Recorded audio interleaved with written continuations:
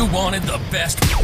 You've got the best podcast. The hottest podcast in the world. The Chris Voss Show, the preeminent podcast with guests so smart you may experience serious brain bleed. The CEOs, authors, thought leaders, visionaries, and motivators. Get ready. Strap yourself in. Keep your hands, arms, and legs inside the vehicle at all times, because you're about to go on a monster education roller coaster with your brain. Now, here's your host, Chris Voss. Hi, folks. Chris Voss here from thechrisvossshow.com, thechrisvossshow.com. Welcome to the big show, my family and friends. We certainly appreciate you guys being here. Welcome to the big podcast, Tent Top in the Sky. Tent Top? Is that a word? I just made it up. And we certainly appreciate you guys being here. Remember, the Chris Voss Show is a giant family. You know that family that you're probably the black sheep of and your family won't talk to you anymore? Well, the great thing is you have a secondary family with the Chris Voss Show. The Chris Voss Show is the family that loves you. It's a giant community of love and intelligence and knowledge, but we don't judge you. I mean, there's some other people in the back there. Maybe I can see that. I'm looking over the audience. The guy in the purple shirt there. I don't know what's going on with you, man, but I love Prince, but you look funny. No, I'm just kidding. The purple shirt guy's fine. I don't even, just making up colors and numbers here. So anyway, guys, the Chris Voss Show is a family that loves you, doesn't judge you, maybe not as harshly as your mom does. So be sure to refer the show to your other family and friends that maybe you want to bring some love to. Go to goodreads.com/Chris Voss, linkedin.com/Chris Voss, youtube.com/Chris Voss, all those places that the Chris Voss Show is on the crazy internet in the sky. We have an amazing gentleman, an author on the show, and that's all we have. Like, we reject anybody who's not an amazing person on the show, which is, I'm not sure how I got to be hosting, but somehow I slid into the gig. But we have amazing people on the show, and he joins us today to talk about his latest book. Came out January 14th, 2023, Role of Love, the most effective way to demonstrate love every day. Paul Zolman joins us on the show today. He's going to be talking about his amazing first book. What qualifies Mr. Paul Zolman to speak about love? We're going to find out, darn it. His childhood experience was the opposite of love. And from that austere beginning and the distaste that had formed inside of him, he searched for and eventually created a method that transformed his life from anger to loving everyone. That's a healthy thing to do, because I've tried the anger part, and it's not healthy for you. Growing up in a family of abuse, physical touch became his preferred love style, only because of the regularity. He could almost count on it. It was consistent, and he came to think that this was the way to express love. But deep inside, he knew that was a twisted belief. He wanted a better life for himself, which is why he created a paradigm shift that works. Welcome to the show, Paul. How are you? Thank you, Chris.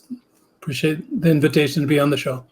Appreciate having you on the show. We're going to learn a lot about love. The world needs more love, damn it, because there's a lot of anger, hate, and misery in the world, and we're not all about that. We like good stuff. So give me your .coms, Paul, so people can find you on the interwebs. So it's roleoflove.com, ROLE of love.com, and they can find me on Instagram under Roll of Love Dice. There you go. Facebook as well. There you go. And we should get a plug in for, you've got a separate journal people can tie in with this as well, correct? Absolutely. Okay. And did I get is it a journal or was it a workbook? I couldn't remember. No, it is a journal. There you go. And there you go. Inside the journal becomes a love journal. I'll talk a little bit about it as we keep going. Let's get into it. So now that we've gotten into that, give us a 30,000 overview of the book and what's inside, please.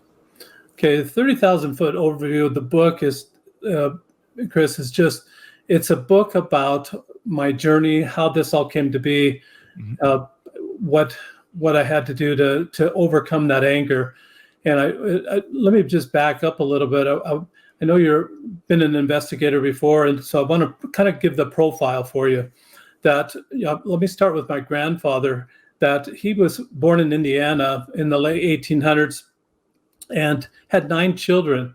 After that 9th child, his wife passed away, and he was so distraught that he sold the farm, sold all the equipment, and when the buyers came for all that, it was like an auction. When they came for that, he said, "Would you like one of these children? One of these children? One of these children?"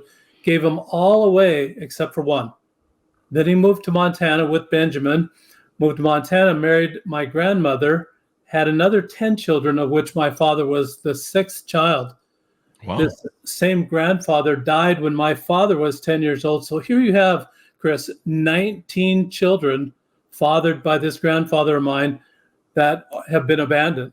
Just they're the first 9 in Indiana, and then another 10 in their early ages in Montana. And I'm actually number 10 of 11 children myself. Wow. So just big families, but stuff like that passes on from generation to generation. Mm-hmm. And so just the economic hardship, all the hard things of the abandonment, just everything, you can see kind of why abuse or just mad things you'd plan on getting mad at. You know, you hear people say, I'm going to be mad if, or I'm going to be really upset if. They're planning on being mad. And that was my family. Oh, wow. You know, generational trauma is a real big thing. People need to address it, you know. Absolutely. You know, passing on alcoholism, different other things, sometimes chemically. But the trauma gets passed on because we all learn, and we talked about this on the show before, we all learn from our parents. Our parents set an example for us. And even if your parents say, you know, don't lie, and then they lie to you, and you're like, you just lied to me. You're full of shit, as George Carlin used to say.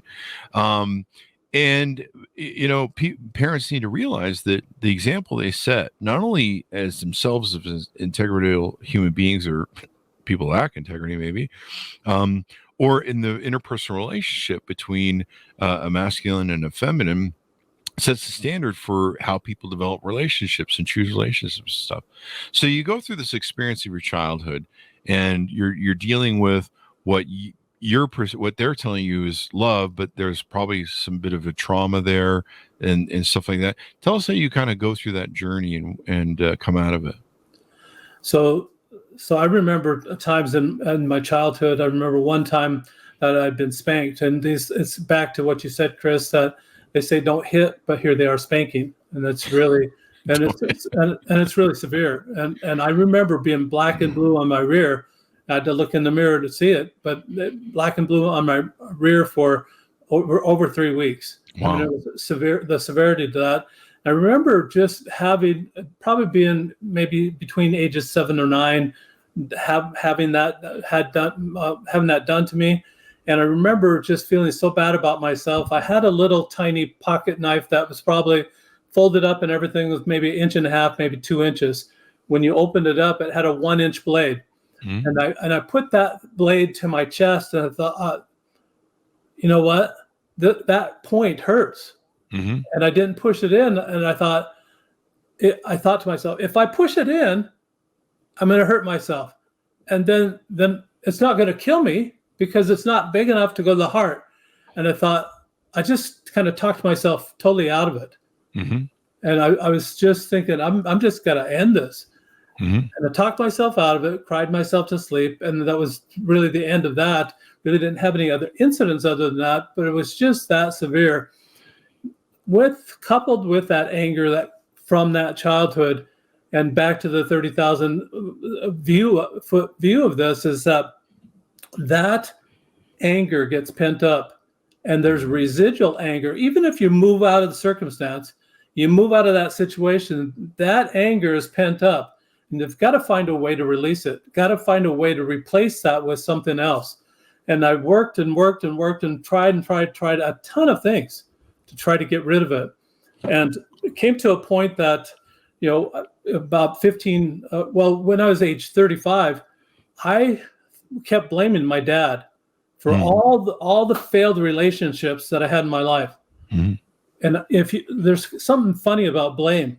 If you can blame someone, you don't have to change. No self-accountability. Yeah. It's their fault. It's their fault, and they've got to change. If you can blame someone, and I was blaming him, the funny thing about that, Chris, it's not so funny. My father had been dead 7 years by the time I came to this realization. Wow. At age 35, he was dead, had deceased 7 years earlier.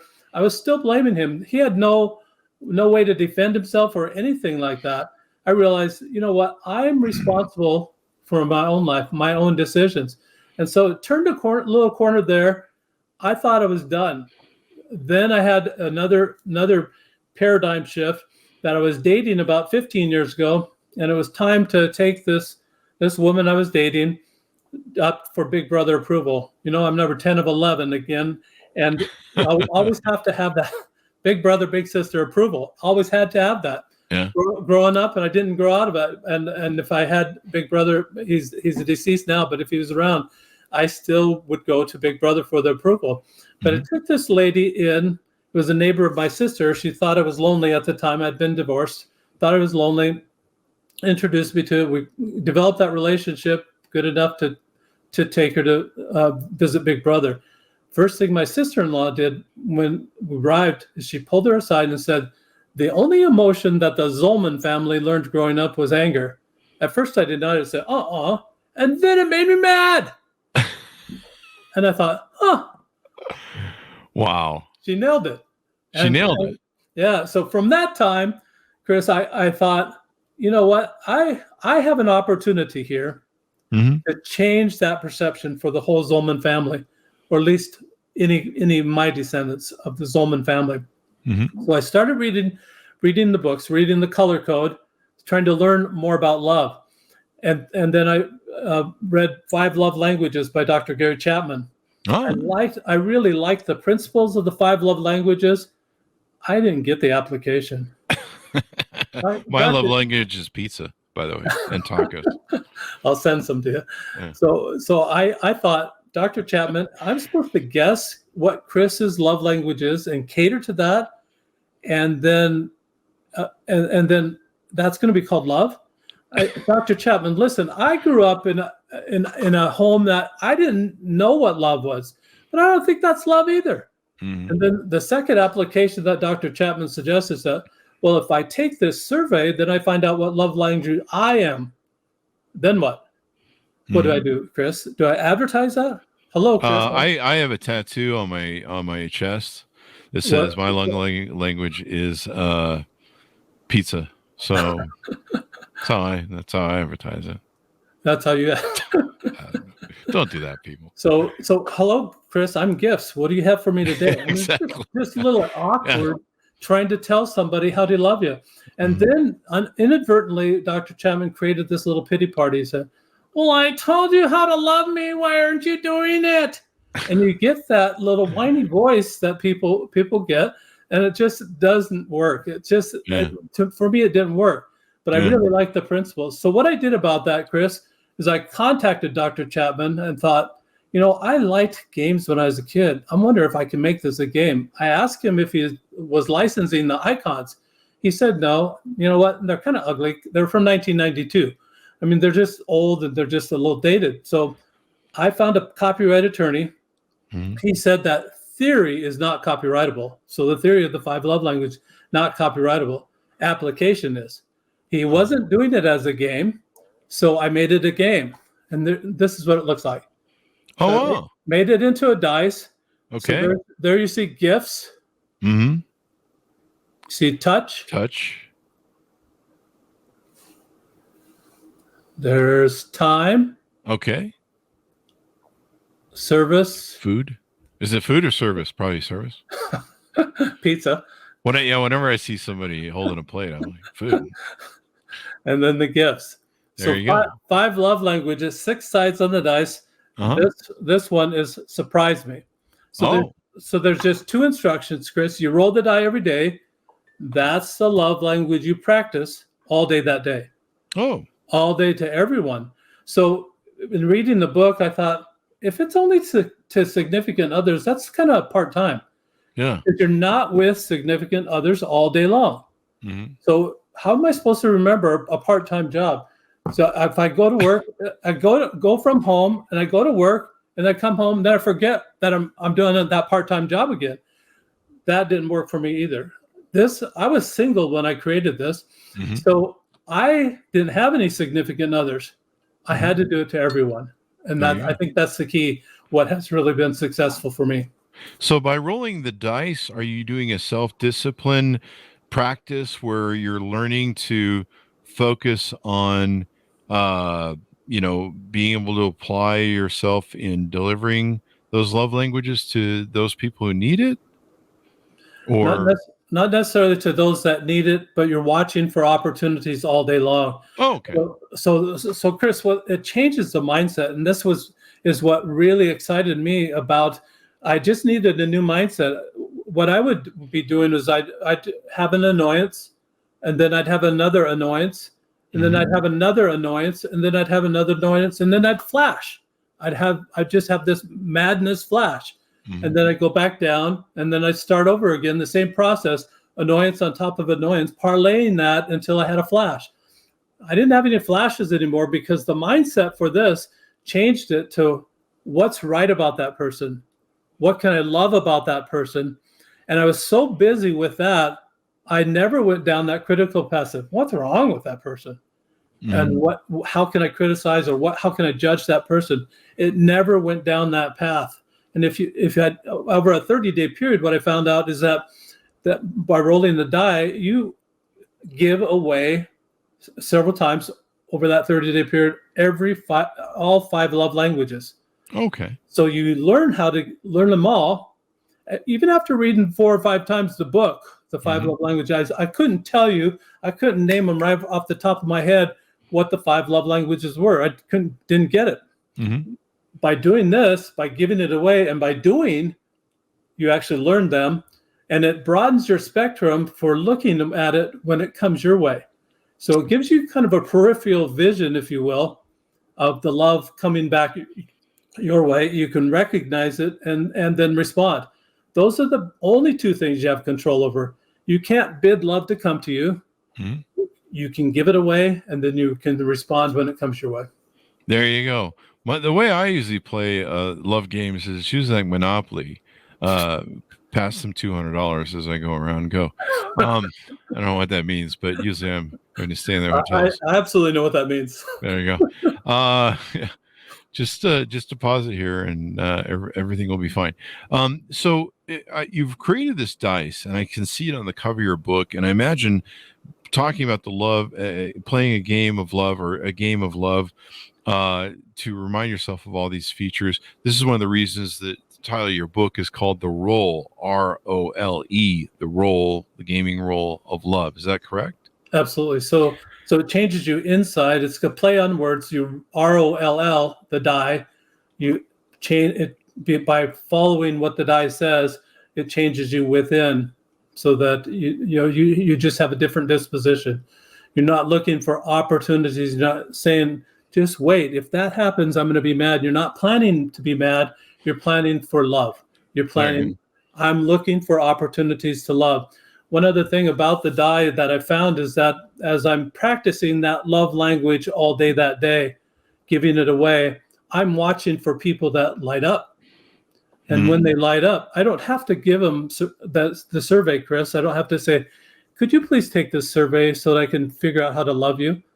And then I could, if you just had your shirt off, Chris, I could see that you had pizza on there. I'd know how to love you. Yeah, it's the tattoo there. Right, that tattoo. That, or if I have my shirt off, you can see that I have eaten way too much pizza over 55 years. So I'm still wearing about half of it. We're glad for that today. Well, yeah, we're trying to get rid of it. We're trying to move it on to, I don't know, healthy drinks like wheatgrass. And so that's the new thing.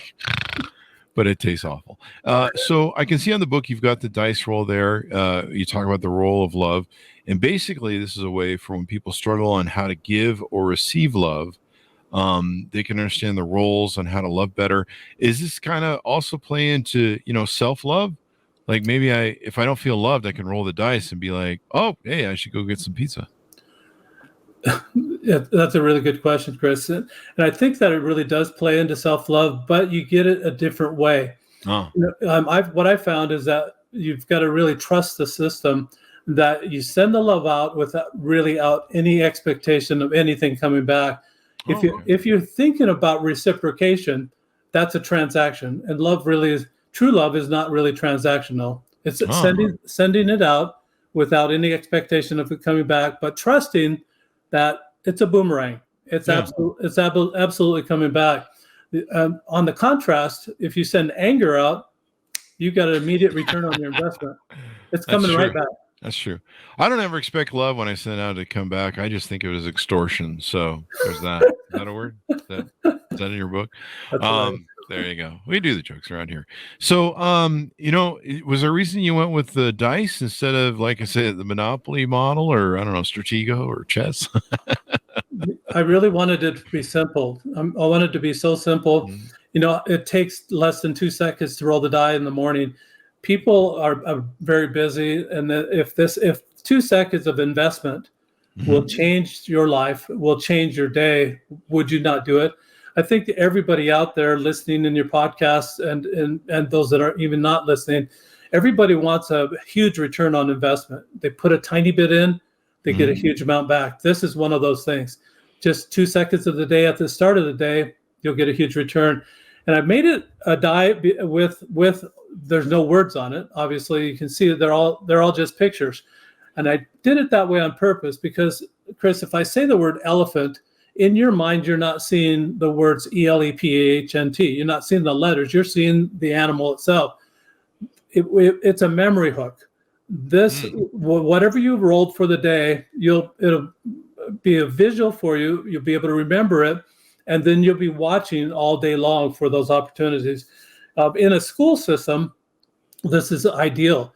At the beginning of the day, the class rolls the die. They're watching for opportunities to love within the classroom setting all day that day. And at the end of the day, that's where the journal comes in. And that's what I was going to talk about, the journal. So at the end of the day, the last 10 to 15 minutes, kids are rambunctious. They're anxious. They know the bell's going to ring. They're ready to go home. They've been there all day. It's just non-productive time. So let's turn that back into productive time at the end of the day. Have them write in the journal what they rolled that day, what opportunities they saw to love in that way that day, and then what they did about those opportunities. Think of that. At the end of the year, a first grader's got a journal, a love journal for first grade. When you become an adult, that's going to be invaluable for you. When you become a parent, it's going to be even more valuable, or a grandparent. Who wouldn't love to have a love journal like that from their mother or their father or their grandmother or their grandfather? The journals I got from my mother and my grandmother talked about the weather 50, 60 years ago. Who cares about the weather 50, 60 years ago?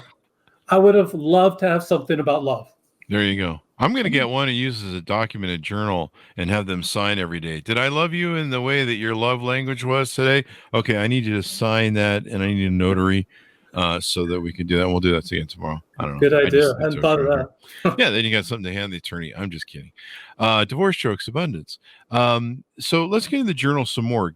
Tell us about what's inside there and how it does. And the question I have for you too, if you don't mind me throwing two at you, is it seems like this kind of focuses more on, not more on, but a lot on gratitude.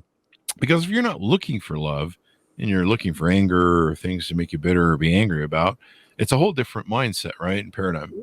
It is. And so I have a story about the looking for love.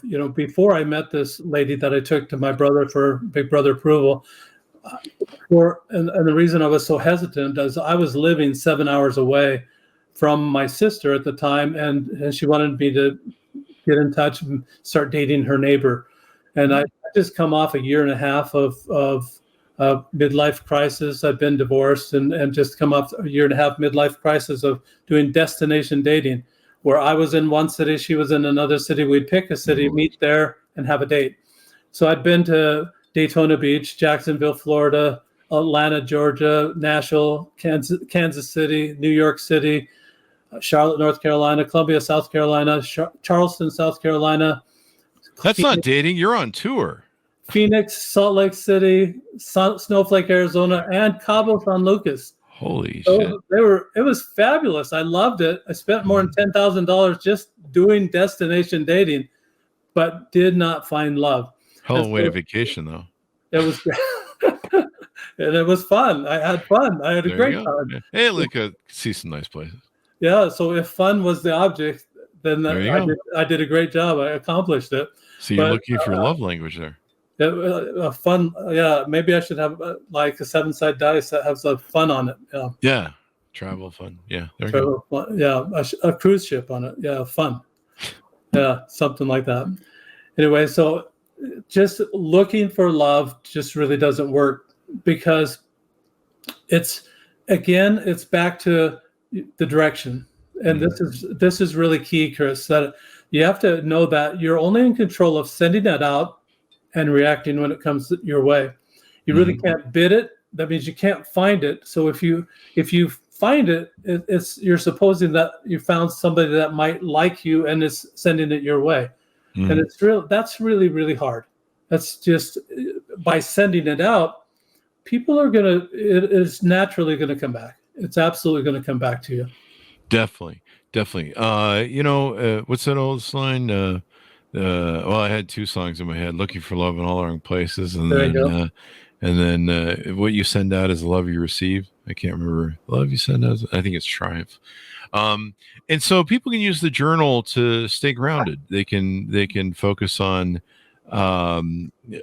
gratitude. Gratitude is a huge thing for me. When I focus on being having some gratitude instead of being an asshole all the time, I find that I'm less of an asshole, but I'm still an asshole.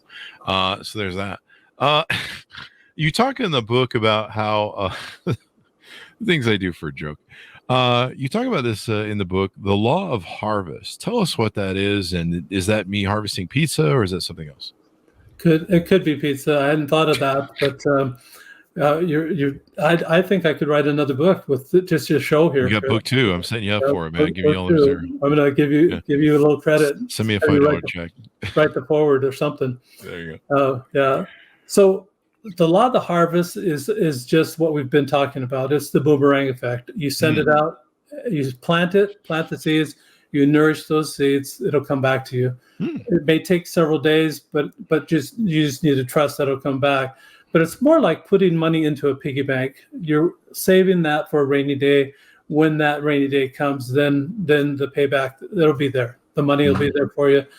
Love, you're feeling the wells of other people, and hopefully it'll come back, and people will fill your well as well. It happens that way. One thing that maybe some of your listeners have gone to yoga class. I don't know if you've ever gone to a yoga class, and it's hard. And I imagine your hand is up like that service guy, and you're trying to hold the pizza there, and on one foot. That would be a yoga. And then I just go, yum, yum, yum. That's the noise. Yeah. Thanks for setting me up on that one. Yeah. So when they go to the yoga class, people put their hands together like they're praying like this, and then they say namaste. So namaste is exactly kind of what this is all about. The namaste literally means the God in me sees the God in you, or said another way, the divine in me sees the divine in you. Oh, okay. And so that's the literal meaning of it. It's the Tibetan monks that created that, as far as I know. And when they say that, they really mean it, that they're seeing something good in you.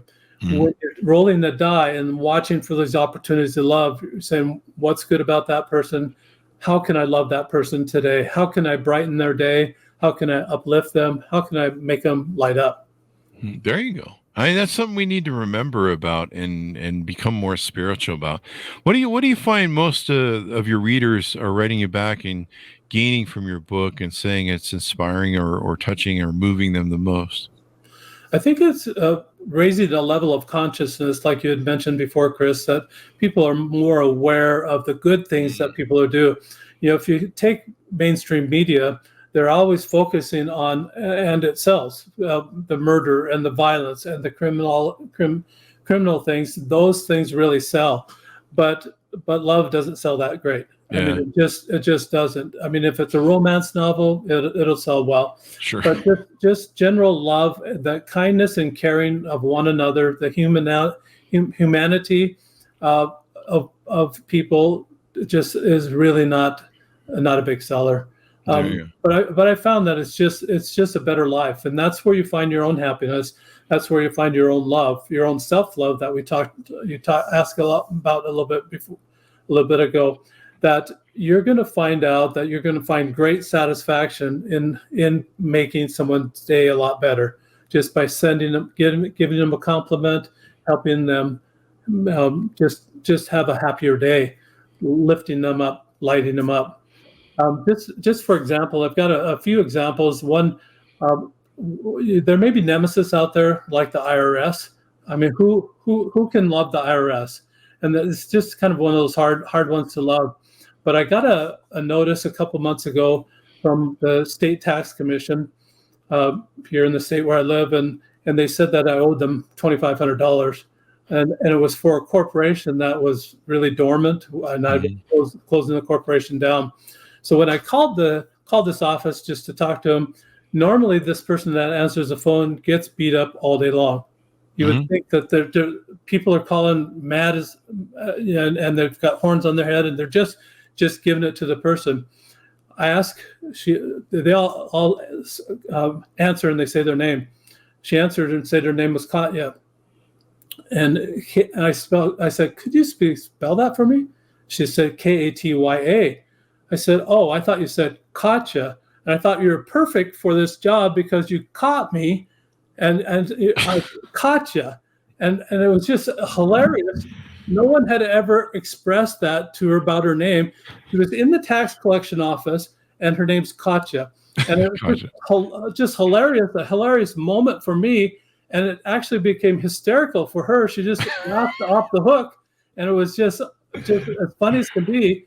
But she got right down to business, cleared that $2,500, closed down the corporation, and it was just like that. It did not take much at all, but just expressing kindness, even in an adverse situation, having a little bit of humor like you've got, Chris, just having that really helps express love in that way to everyone.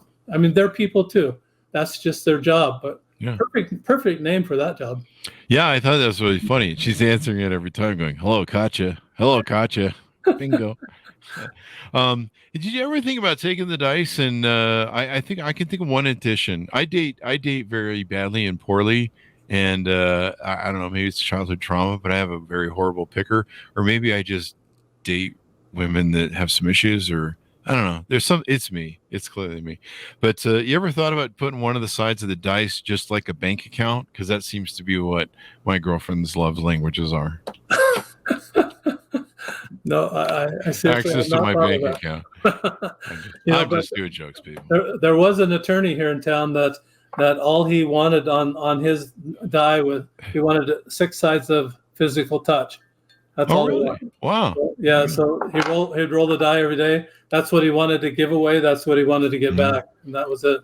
That's when you put a little thing of lead or solder on that side of the dice. You know, what do they call those dice in Vegas that are stacked, or so when they always roll a certain way and stuff. But it's probably good too in a relationship to help focus each other on reminding each other that, hey, my love language isn't hitting over the head with a board. Maybe you should try, I don't know, pizza.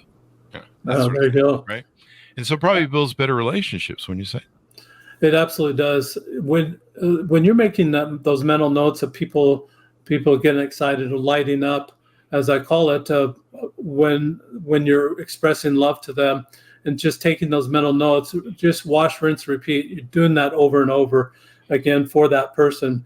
It's a better gauge that I found than even a survey.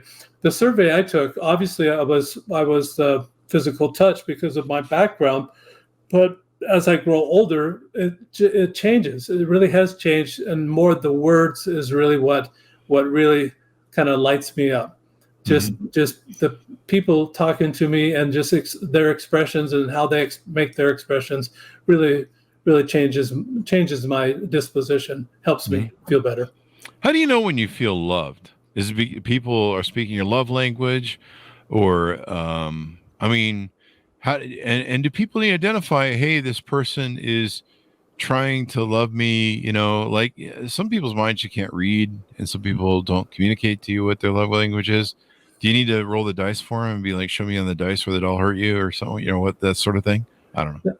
Yeah, not really. So what I would suggest is that you just find out like I said, what lights them up. And that's really, and the way to feel that you're being loved is they'll do it in the genre that you like the best.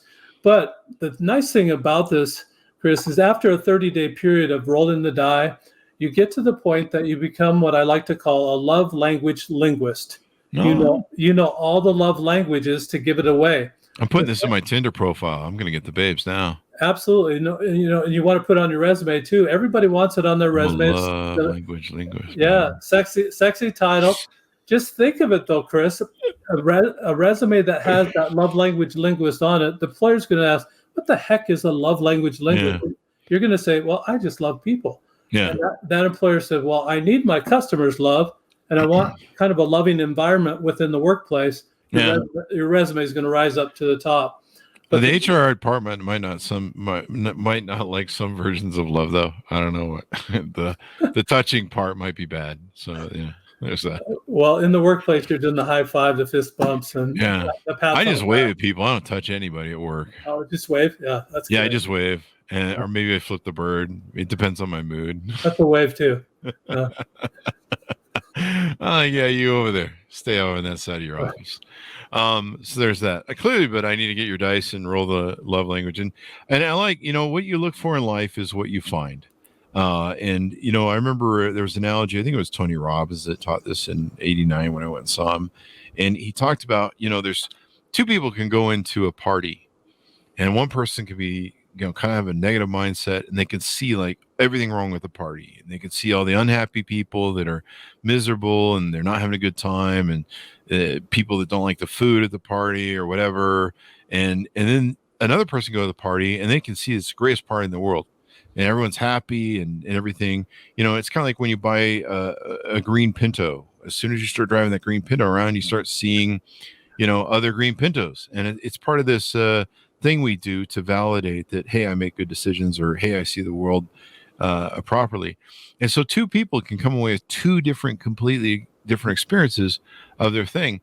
And so what you're doing by making people focus on, finding love and where love is and how to give love and get love back, you're going to get what you're looking for. Whereas if you go out looking for anger, oh man, I got a whole host of news sites and politicians I can hook you up with. Yeah, absolutely. Yeah. And by the way, it was a blue Pinto that I had. It was a blue? You had the blue Pinto? Yeah. 1974. Yeah, I was awesome. Yeah. I used to ride around those. The best part was they made great fireworks if you drove into the back of them. Evidently. Or some of your. It was free. It came with the car. They don't make cars like that anymore. Yeah. So I really like what you just said, Chris, about focusing on one thing or another. And, I kind of compare it to a magnifying glass. A magnifying glass makes things bigger. So if you're going to magnify something, who wants to magnify the faults of another? Because guess what? That boomerang's coming right back to you. They're going to look at what's wrong with you. And do you want that? Who wants that? No, because there's a lot of things wrong with me, and people don't need to see it any bigger. Yeah. So let's focus on the good things, Chris. Focus on the 1 or 2.5 things that are good. And just ignore the rest of all of it. Well, let's magnify and grow that 2.5 things. Yeah, there you go. That's what the magnifier glass is good for. Make it at least 3. Yeah. Yeah, 2 looks like 3, or 1.5 looks like 3. I need all the help I can get. So this has been really insightful. Anything more you want to tease out on the book and the journal before we go? Just one other thing, I tested this with a family. So just as far as the spectrum of who can benefit from this, small children that even can't even read, because it's pictures, they can't even read, can do that. One time that I tested it with a family of 5 children. The youngest is 4 years old, and one day he rolls physical touch. He jumps up in the air, pumps his fist up and down, and says, "Yes, physical touch." Immediately, he went to beat up on his brothers. Oh! And the mother starts cracking up, and she had to kind of suppress the laughter, because you want it as a teaching moment, obviously. Somebody got taught. Yeah, this is appropriate physical touch. So this is really a great teaching tool for families that way. Even as far young children, that you can tell them what each one is. They'll memorize it quickly. They'll know, and they'll want to roll the die themselves. There you go. Well, what a hero's journey you've been on. You've gone from childhood abuse, trauma, et cetera, and you've overcome that, and now you're in a point where you're learning to share that with other people, brighten lives, bring more love to the world. Because if you've seen the TV lately, we need more of that. No, more of the TV. I should clarify. More of the love, and maybe we can make the world a better place. I think. It harkens me to John Lennon's song Imagine, which is one of my favorite songs of all time. So thank you very much, Paul, for coming on the show. Really appreciate it, man. Thank you, Chris. Been a pleasure. Delightful. Pleasure too. Lots of fun too. Lots of pizza jokes too. Absolutely. Do I get paid in pizza? Do we have a Domino's sponsorship? Anyway, Paul, give us your .com so people can find you on the internet, please. So it's roleoflove.com, ROLE of love.com. And you can find it there. If you're a podcast person and you're listening to the podcast, you might like to listen to an Audible too. And you can go to put my name in on Amazon. If you put love in, you're going to get a million hits of love this, love that, love everything. Mm-hmm. Put my name in there. It'll go right to the book, and you can order the Audible on Amazon. There you go. Well, thanks for coming on, Paul. Thanks, Monis, for tuning in. Order the book wherever fine books are sold. You can get the journal and the book. Role of Love, the most effective way to demonstrate love every day. Available January 14th, 2023. Thanks, Monis, for tuning in. Go to goodreads.com/Chris Voss, LinkedIn.com/Chris Voss, and all those places in the world. Know your love language, share it, and find more love in the world. Thanks for tuning in. We'll see you next time.